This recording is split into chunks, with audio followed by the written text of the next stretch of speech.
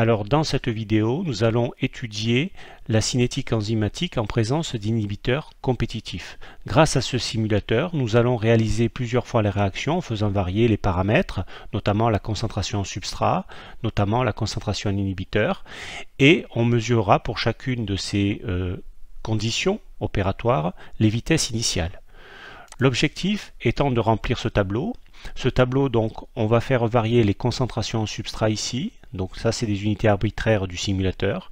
On trouvera les vitesses initiales correspondantes sans inhibiteur, ici en bleu, et puis ici en rouge et en vert, avec des concentrations en inhibiteurs différentes. Le but étant de trouver les KM apparents, et les Vmax de chaque série de cinétiques, afin de tracer les courbes en double inverse, pour voir les caractéristiques d'une inhibition compétitive, et l'objectif final sera de calculer la constante d'inhibition ici, puisque nous partons sur le principe que nous aurons une inhibition compétitive. Alors c'est parti, on va faire la réaction dans différentes conditions. Alors pour raccourcir cette vidéo, je vais le faire uniquement pour une seule valeur de substrat, et puis je rajouterai les autres que j'ai déjà faites. Donc ici on va le faire pour le tube numéro 4, c'est-à-dire pour une concentration en substrat de 1000. Ici on va le chercher sans inhibiteur, avec une quantité d'inhibiteur, avec une quantité plus grande d'inhibiteur. Donc je vais commencer sans inhibiteur, donc le substrat il est ici, donc on va mettre 1000 au démarrage, ici, donc appliquer. Le produit il n'y en a pas, le complexe il n'y en a pas, l'enzyme on va la fixer pour toutes les réactions, ça sera 50 ici, unité. Et puis on va commencer donc sans inhibiteur, donc ici 0 pour l'inhibiteur pour cette première série. Alors bien sûr, j'ai mis ici différentes possibilités de réaction, et je me suis arrangé pour pas qu'il y ait la même affinité entre le substrat et l'enzyme, et entre l'enzyme et l'inhibiteur, de manière à ce que ça soit quelque chose de plus réaliste. Et pour être transparent ici, j'ai mis plus d'affinité entre le substrat et l'enzyme que entre l'enzyme et l'inhibiteur. Donc tous ces paramètres étant fixés, on va pouvoir commencer la réaction. Donc là pour l'instant elle est à 0, donc il y a 1000 substrats et 50 enzymes, et tout le reste donc est à 0, et c'est parti. Donc la réaction va se faire, on va la suivre graphiquement. Ici, on va voir le produit apparaître en fonction du temps. Donc on voit ici le produit apparaître, donc je peux changer les échelles, ici. Et on va pouvoir mesurer les vitesses initiales. La vitesse initiale sera mesurée par la pente de cette droite ici, qui se trace. Enfin, c'est une courbe, une branche hyperbolique, mais au départ, cette vitesse, qui est la plus grande de la réaction, est dans la phase stationnaire, est donc proportionnelle ici, et donc marque une droite que l'on peut donc calculer, dont on peut calculer la pente. Alors, nous avons assez de valeur, hein, ça va se mettre en branche hyperbolique ici. Je vais pouvoir arrêter, ici, et je vais calculer ma pente, ici. Alors, je vais essayer de le mettre comme il faut, voilà, ici. Donc, on va être à 41,96. Donc, sur mon tableau ici, je vais mettre 0,4196. Donc je le ferai tout à l'heure pour tous les autres. Je vais le faire ici juste en démonstration en présence d'inhibiteurs. Donc on va recommencer ici. Donc le substrat, je laisse 1000 ici. Et puis je vais rajouter de l'inhibiteur ici. Et donc j'ai prévu d'en mettre 800 ici. L'inhibiteur va apparaître en bleu d'après la légende. Donc on voit, si on regarde sur la simulation, donc il y a 1000 substrats, il y a 800 inhibiteurs, ici pour 50 enzymes, et puis la réaction va se faire. Donc là aussi on va voir apparaître le produit en jaune sur la courbe. Ça devrait pas tarder, voilà. On pourrait même suivre la présence de l'inhibiteur qui disparaît. Voilà, c'est tout petit à petit, bien sûr. Un complexe enzyme inhibiteur aussi qui se forme. Le complexe enzyme substrat ici, d'accord, et puis le substrat qui disparaît. Voilà, on peut suivre toutes les données, on pourrait même suivre l'enzyme ici. Donc on va juste mettre pour le suivi le produit, Et on va attendre donc un petit peu pour pouvoir mesurer cette pente ici.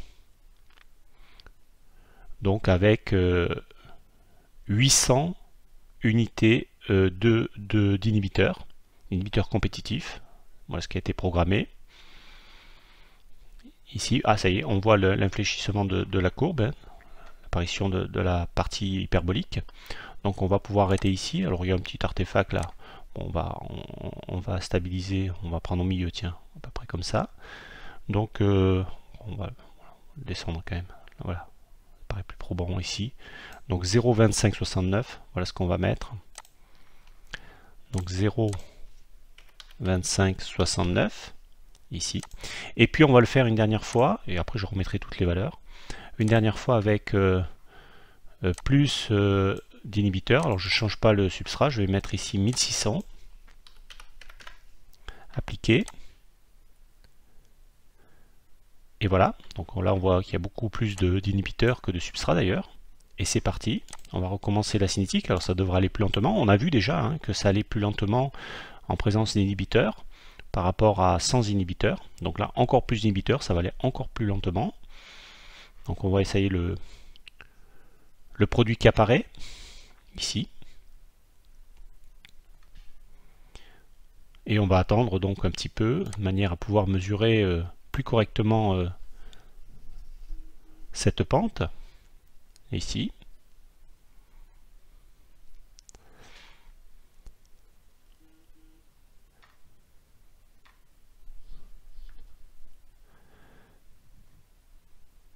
Voilà, ça peut suffire comme valeur. On va pouvoir arrêter ici la réaction enzymatique et mesurer donc la pente. On a assez de valeur pour la mesurer puisque on le fait au début de la réaction. C'est parti. Donc je vais prendre cette pente là à peu près, la 0,1728, hein, puisqu'on était encore dans la partie droite, peut-être pas.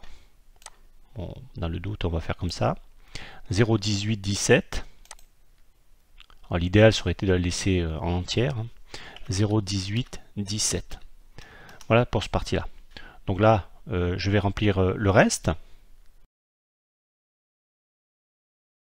Alors voilà, donc j'ai rajouté toutes les valeurs que j'ai faites avec le simulateur. Donc ça a donné toute une série ici. On retrouve les valeurs faites tout à l'heure ici. Donc les autres ont été faites dans les mêmes conditions, en changeant juste soit la concentration en substrat, soit la concentration en inhibiteur. Et donc quand on trace donc les doubles inverses de ces trois séries ici, voilà ce qu'on obtient. Donc une courbe qui va, enfin donc trois droites qui vont se croiser, alors pratiquement hein, sur l'axe, hein, c'est expérimental, c'est pour ça qu'il y a un petit décalage. Donc ça se croise, alors c'est pas trop mal hein, comme résultat. Ça se croise sur l'axe ici, donc c'est la valeur qui équivaut à 1 sur Vmax, puisque en fait le Vmax est le même pour les trois courbes, hein, puisque en présence d'inhibiteurs compétitifs, le Vmax ne change pas, c'est-à-dire que si on augmente très fortement la concentration en substrat, on aboutit à une fonction, enfin une activité maximale, une fonction maximale des enzymes, elle fonctionne à plein régime, hein, puisque le substrat prend le dessus sur la partie inhibiteur, hein, ici. Et par contre, ce qui va changer, c'est les Km, hein, puisque les Km se mesurent sur l'axe des X ici. Donc les 3 Km sont différents. Et donc on va pouvoir les mesurer ici. Alors pour les Vmax, hein, voilà ce qu'on avait obtenu. Donc il y a un peu de différence, hein, mais parce que c'est expérimental, hein, mais grosso modo la valeur ne bouge pas, on est sur le point ici qui doit être sur l'axe normalement. Et puis par contre on voit que le Km change, augmente avec la présence d'inhibiteurs, ce qui témoigne qu'une affinité baisse, hein, puisque il y a c'est inversé, hein, plus le Km est grand, moins l'affinité est bonne. Donc voilà, hein, on retrouve ça de façon expérimentale ici. Alors puisque c'est une inhibition compétitive, on va calculer ici le KI, la constante d'inhibition, Pour cela, donc, on va récupérer nos 3 KM' apparents ou KM donc pour la partie sans inhibiteur. J'ai remis les concentrations ici en unité arbitraire ici. Et donc on va utiliser la formule ici KM' égale KM plus KM sur KI fois I, qui est caractéristique d'une inhibition compétitive, pour pouvoir calculer donc le KI, la constante d'inhibition. Et cette constante d'inhibition, donc on va la faire sous forme graphique ici.